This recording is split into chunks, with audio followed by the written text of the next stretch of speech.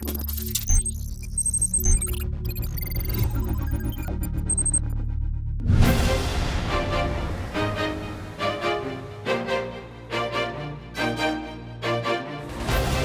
Union Cabinet has cleared an ordinance to hike the cess that's charged on the GST on all passenger vehicles on the larger cars and SUVs from 15%, that is the current level, to 25% going forward. That means that if you add up the actual GST rate of 28% and the increased cess, effective taxation would be a whopping 53% on these larger cars.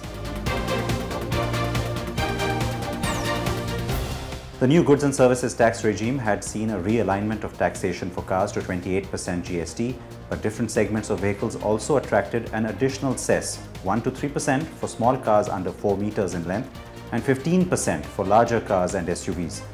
That 15% is now set to go up by an additional 10%. Manufacturers have protested the move, calling the change in policy so soon after GST rollout damaging not just for the auto industry, but also for the government's tax revenue collections. Why do people believe that by adding taxes on an individual car basis, we really create a higher revenue? Because that is one of the really wrong assumptions. We have seen in other countries that even a tax adjustment down to the highest level of GST without the cess of 28% could nearly double our overall volume of sales. Now, with that in mind, we would not hurt anybody internally because there is no other segment even at 28%.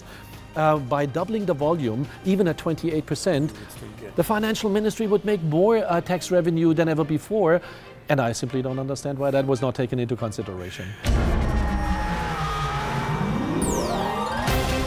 Most had called for an outright rethink, and if an increase was to happen, then at least a change in the definition of what really qualifies as a luxury car. They started talking about the cess, another 10%, 43 to 53%. It's very hot, our industry, and I don't know what is the meaning of the definition for the luxury. So we are mass player, and we invest huge amount to develop and introduce next generation banana with very attractive price to Indian customer. 10% sales is not a joke, it's a very huge amount.